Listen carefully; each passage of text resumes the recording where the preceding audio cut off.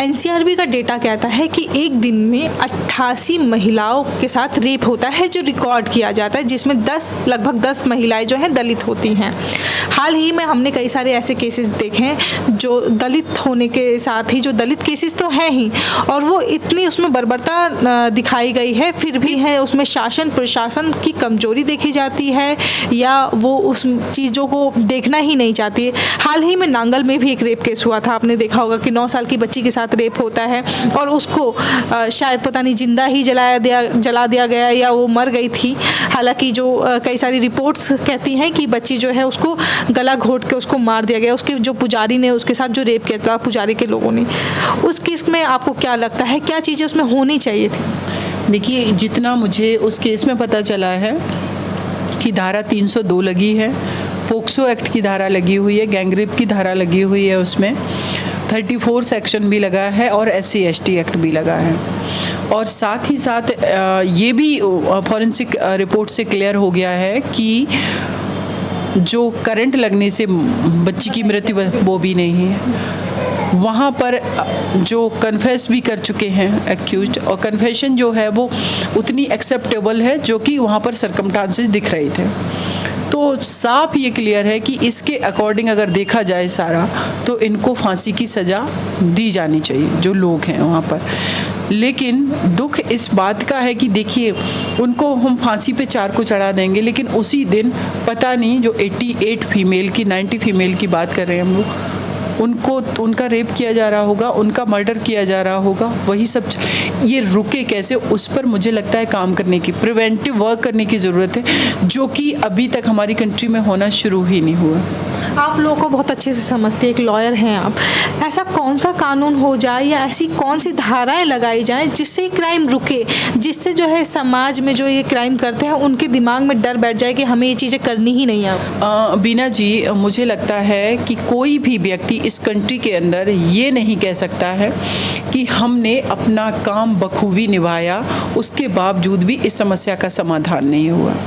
चाहे वो political person हो, हमारे पॉलिटिशियन हो, चाहे एडमिनिस्ट्रेशन हो, चाहे हमारी पुलिस हो, चाहे हमारी जुडिशरी हो, चाहे हमारी इन्वेस्टिगेशन एजेंसियाँ हो।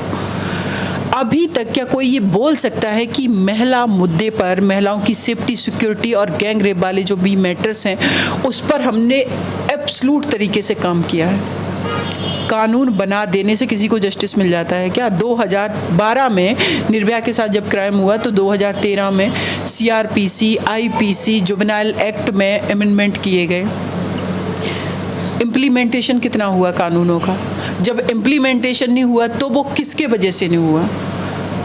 वकील के वजह से नहीं हुआ, जजेस के वजह से नहीं हो पाया, मैकेनिज्म पूरा डेवलप नहीं है, फास्ट ट्रैक कोर्ट नहीं है, सफिशेंट पुलिस नहीं है, पुलिस टेक्निकल नहीं है, पुलिस सेंसिटिव नहीं है। जब ये सारी समस्याएं हम सभी डिस्कस कर रहे हैं तो इसका मतलब है कि लूप होल्स हैं ना। इसका मतलब ये है कि हमने काम सही से किया ही नहीं है। क्या कोई पायलट प्रोजेक्ट चलाया गया? बेटियों के लिए महिला सशक्तिकरण का मुद्दा उठता है, क्या उन बेटों को हमने अपने साथ कनेक्ट करके उनकी काउंसलिंग की? जो एम्पावर्ड बेटियों का मर्डर कर रहे हैं, गैंगरेप कर रहे हैं, जो निर्भया जो थी बस में वो उनके साथ गैंगरेप किया गया, वो एम्पावर्ड नहीं थी क्या? देहरादून अकेले स्टडी करने जाती थी, पैरामेडिकल करके आई थी, BPO में उसमें काम करती थी, वो अपनी खुद की अर्निंग करके अपनी स्टडी पूरी। एम्पावर्डनेस की क्या निशानी होती है? यही सब। लेकिन जो लोग मार रहे हैं वो क्यों मारे? क्या हमने कभी सोचा है कि उन पर काम कौन करेगा, उनके माइंडसेट पर काम कौन करेगा?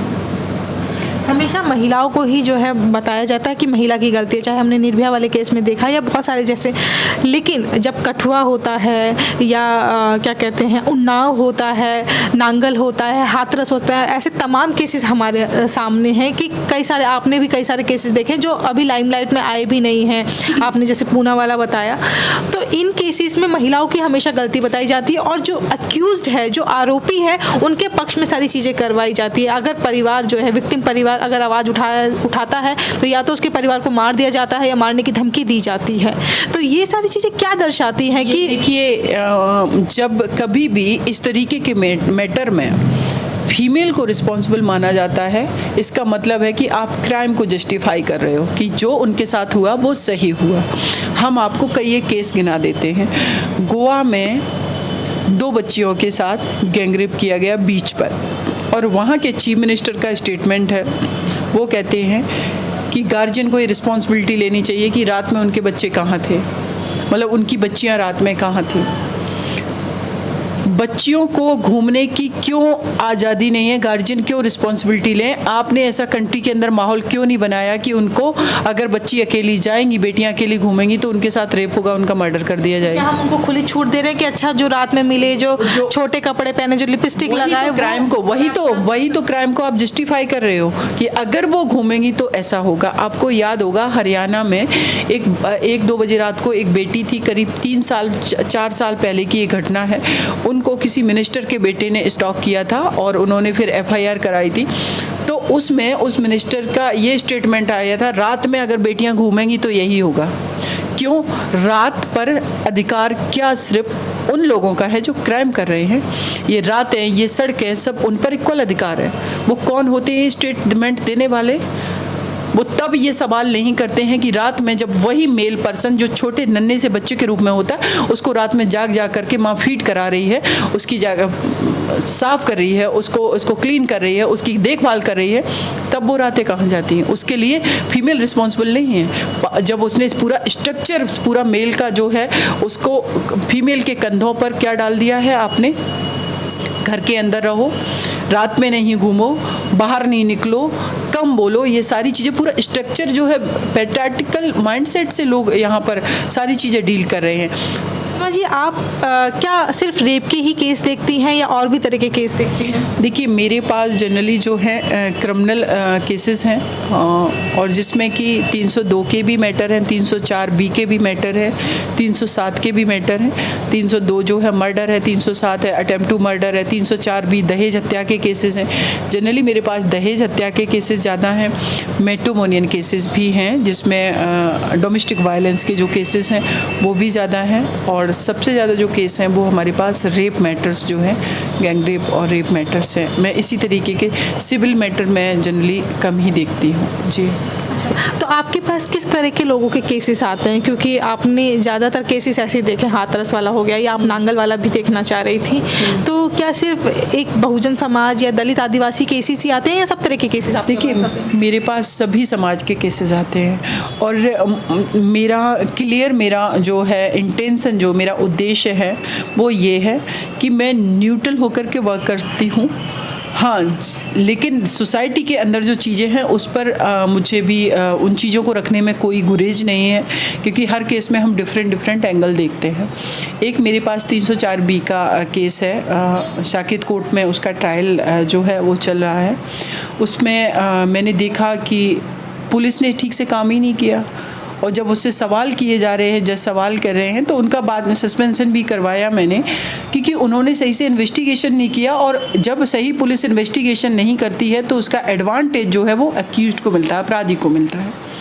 तो वहाँ पर जब ये सारी चीज़ें, चार्जशीट को प्रॉपर तरीके से जज साहब ने भी सवाल किए सारी चीज़ें, तो मुझे जो है बहुत सारे केसेस में, मैं आपको बताऊं मीना जी, मुझे यही नहीं पता होता है, और ना मैं कभी सवाल करती हूँ कि मेरे पास जो विक्टिम आई है वो किस समुदाय की है, किस वर्ग की है, किस जाति की है, किस रिलीजन की है, कहाँ से है।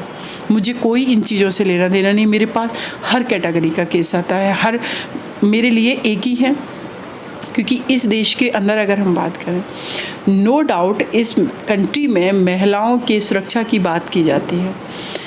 सोशल मीडिया या बहुत सारे प्लेटफॉर्म पे, ये मेरी इंडिविजुअल अपनी ओपिनियन है, नंबर ऑफ अगर देखेंगे पीपल के, तो वो कौन लोग हैं जो अपने हक अधिकार की बात कर रहे हैं, चाहे वो मुस्लिम समुदाय हो, चाहे वो दलित समुदाय हो, चाहे वो जनरल कैटेगरी के लोग हों, चाहे OBC के। नंबर ऑफ पीपल की जो पॉपुलेशन है वहाँ पर, जो है क्राउड है, वो मेल पर्सन का है। तो उन घर की फीमेल जो है वो कहाँ है? क्या दलित परिवार के अंदर एक दलित व्यक्ति अपने घर की ही स्त्री के साथ क्राइम नहीं कर रहा है? क्या ओबीसी समाज का एक व्यक्ति अपने ही घर की स्त्री के साथ इक्वल तरीके से वो ट्रीट कर रहा है? क्या सवर्ड समाज या जनरल कैटेगरी का कोई व्यक्ति अपने घर की स्त्री को उतने ही इक्वल राइट उसने दिए हुए? नहीं।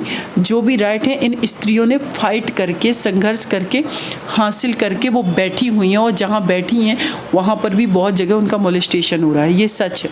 मुस्लिम समुदाय की अगर हम बात करें, मैं देखती हूँ तालिबान जो है, मैं सिर्फ भारत की नहीं ऑल ओवर वर्ल्ड की बात करें तो आप देख लीजिए इतना सा इनकी सिर्फ आइज़ दिख रही हैं। वो हमारी जो महिलाएं हैं नो डाउट आवाज़ उठा रही हैं। बहुत सारी महिलाएं वो अपने घर में पीड़ित हैं, वो अपने राइट के लिए बात नहीं कर पा रही हैं। लेकिन इन सब में अगर आप देखेंगे सबसे निचले पायदान पे हर वर्ग ने स्त्रियों को रखा हुआ है। तो स्त्रियों का तो एक अलग ही मुद्दा है, इसीलिए मैं फ़ीमेल के लिए स्पेशली काम करती हूँ और उनकी सेफ्टी, सिक्योरिटी, उनकी फ्रीडम, उनकी डिग्निटी के लिए काम करती हूँ। और मेरा जो उद्देश्य है वो ये भी है कि जो लोग क्राइम कर रहे हैं उनकी भी काउंसलिंग हो, उनको भी अगर महिला सुरक्षा की बात हो रही है तो मेल पर्सन को भी अपने साथ एसोसिएट करना चाहिए कि उनका क्या माइंडसेट है, वो क्यों क्राइम कर रहे हैं। ठीक है, तो एक हेल्दी सोसाइटी बनेगी। क्योंकि अगर एक परिवार की बेटी के साथ क्राइम हो रहा है तो भले ही हम इसको महिला का मुद्दा बनाएं, लेकिन एक हिसाब से आप देखेंगे कि उस परिवार में क्या जो फादर है, क्या जो ब्रदर है वो पीड़ित नहीं है।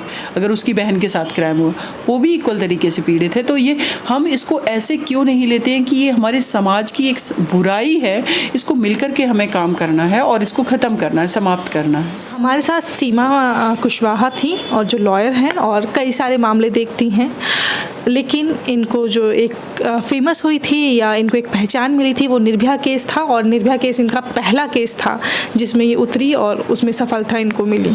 अगर आपको हमारा काम अच्छा लगता है तो हमारे YouTube चैनल को सब्सक्राइब कीजिए। आप हमें फॉलो भी कर सकते हैं फेसबुक पर, ट्विटर पर, इंस्टाग्राम पर। मीना कोटवाल के साथ आप देख रहे थे द मूक नायक।